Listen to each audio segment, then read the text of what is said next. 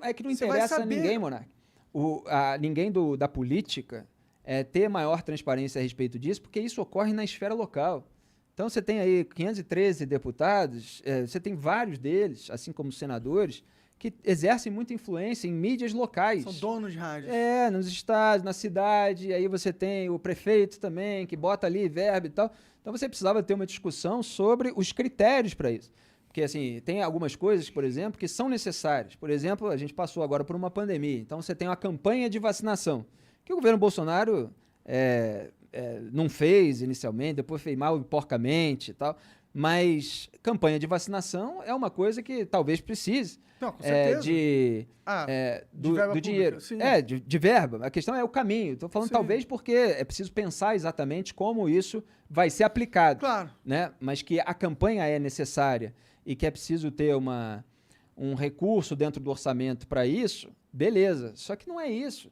Você tem o recurso da Secretaria de Comunicação, você tem recurso de estatais, e aí cada um vai anunciando qualquer coisa, entendeu? Para ter um pretexto para dar o dinheiro para aquele veículo que vai fazer uma cobertura legal. E o que não falta é empresário que quer puxar o saco do governo no noticiário e na parte de comentários para ganhar mais dinheiro. E as pessoas, às vezes, acreditam que é uma questão ideológica. O sujeito está querendo se contrapor, está querendo formar no Brasil aquilo que existe em outro país. O sujeito está querendo ganhar dinheiro. O empresário quer ganhar dinheiro. Agora, é claro que dentro do mercado você tem aqueles ex-jornalistas, né? Não chamo mais nem de jornalistas, decadentes. Você tem o ativista e tal. E aí você tem, cada um tem uma proporção ali do que ele é. Se é mais oportunista, ativista e tal, geralmente são as duas coisas. Mas você tem aqueles que sabem exatamente o que estão fazendo, que estão ali, mercenários, querendo ganhar mais dinheiro, que já falaram o contrário daquilo que estão falando e agora viram uma oportunidade de ganhar uma grana. E você tem a contratação pelo empresário disposto a puxar o saco do governo daquele ativista mais rasteiro, influenciador de rede social, que ganha um microfone para ficar falando aquelas abobrinhas lá, e aí ele começa a gostar de ganhar dinheiro também, sente que ele encontrou um lugar. Geralmente tem muita gente ressentida por não ter tido o espaço que julgava merecer na grande imprensa e usa o ataque a toda a imprensa dessa maneira genérica e tal, quando muitas vezes para atacar o adversário usa a informação que foi apurada e divulgada pela própria imprensa que ele está atacando. Então você tem todos esses tipos aí, e eu às vezes ironizo esse pessoal. Mas, assim, é para descrever e combater esse sistema, né? Essas tretinhas pessoais, isso não me interessa. Eles ficam falando meu nome, ficam me atacando e tal.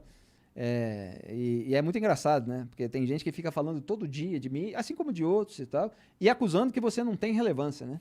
Então, se eu não tivesse relevância, eu não estava falando. Por que você está falando, né? Porque eu não fico falando deles justamente porque eu acho que eles são absolutamente... desinteressantes, assim, nominalmente. Para mim é claque de grupo político. Como eu sou um analista, eu preciso sempre descrever o esquema de poder. E o esquema de poder abrange a TV Chapa Branca, a Rádio Chapa Branca, os veículos nas redes sociais, os militantes de gabinete, né? Eu fiz uma reportagem, eles me atacam hoje por isso, a justiça mostrou que estava tudo certo, os blogueiros de crachá. Então, além de mostrar conversas entre eles, que depois até foram comprovadas pela realidade, porque já tinha ali uma divisão dos reacionários bolsonaristas de internet em relação a Sérgio Moro, por exemplo, a Paulo Guedes e tal, e tinha outra parte sobre aquela militância virtual que atua lá para atacar jornalista independente como eu, para atacar adversário político e tal, mas que está sendo remunerada no gabinete. Então você tem no bolsonarismo, além do ódio, que a galera fala, se diz, não? O gabinete do ódio foi uma expressão que um jornal deu antes dessa reportagem até.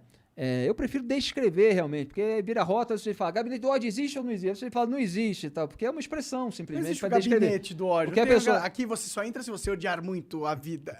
O que a pessoa precisa entender é que você tem uma forte militância virtual que deveria estar fazendo um trabalho legislativo e que está lá sendo remunerada com dinheiro público do povo em gabinete, sem dizer na internet que está sendo remunerada e usando aquele tempo para atacar as pessoas, né? E para desinformar. Mas você acha que... Eu concordo que existe essa militância virtual contratada através de cargos de gabinete.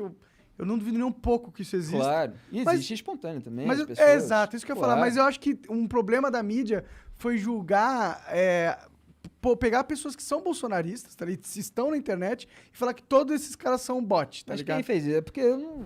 Assim, eu, por exemplo, na minha reportagem, eu cito lá quem recebe quanto, aonde, Sim, entendeu? sim. Então é uma coisa muito específica. Obviamente, você tem as pessoas que são apaixonadas, que Sim. cultuam personalidade, Tem. ou que são eleitores daquele grupo, Sim, que tem. defendem determinadas ideias que eles acreditam que as pessoas representam. Aí você pode analisar caso a caso quem está equivocado, por quê, ou quem não está. Mas não existe essa generalização. A gente tenta fazer cada análise mostrando todas as nuances, todos os elementos. O que acontece é que, para reagir àquilo que você mostrou objetivamente, eles acusam você de falar algo Faz genérico espantalho, e tal.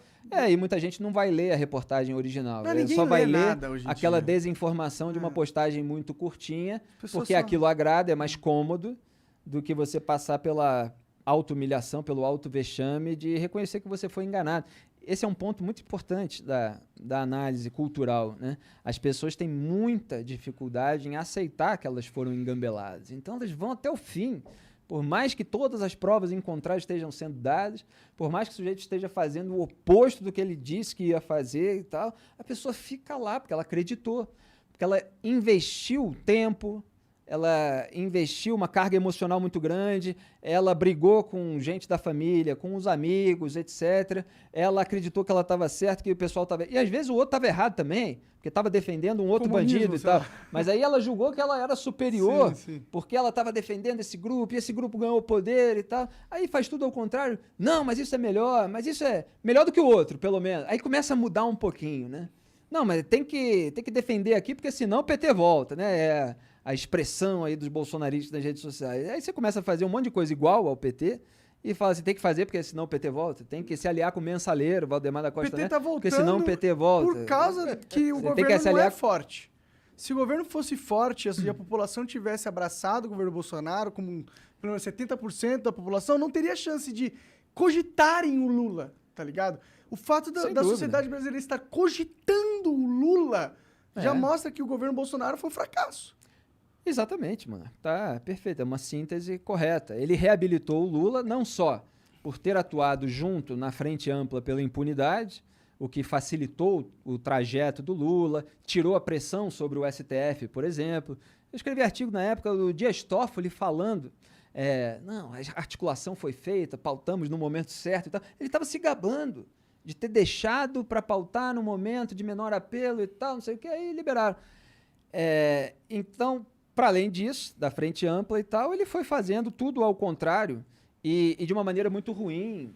E aí você tem o caso da pandemia, que agrava a situação, porque envolve vidas humanas, e assim, é a coisa que o sujeito não poderia fazer, né, se ele vem depois do maior esquema de corrupção descoberto no país. O que o sujeito não pode fazer de jeito nenhum, em termos assim eleitorais, para ficar pior na fita, é qualquer tipo de atentado contra a vida humana, no sentido, mesmo que com dolo eventual, mesmo que por omissão, etc., ele não pode incorrer nisso, né? E aí você dá uma bandeira, olha aí, é pior. Porra. Aí o sujeito fala assim, não, pode ter acontecido e tal, né? O sujeito que defende o outro lado, né? Isso e aquilo, mas jamais a vida humana. E aí você dá a alegação, e aí você cria um ressurgimento de uma força que já estava bastante enfraquecida, né?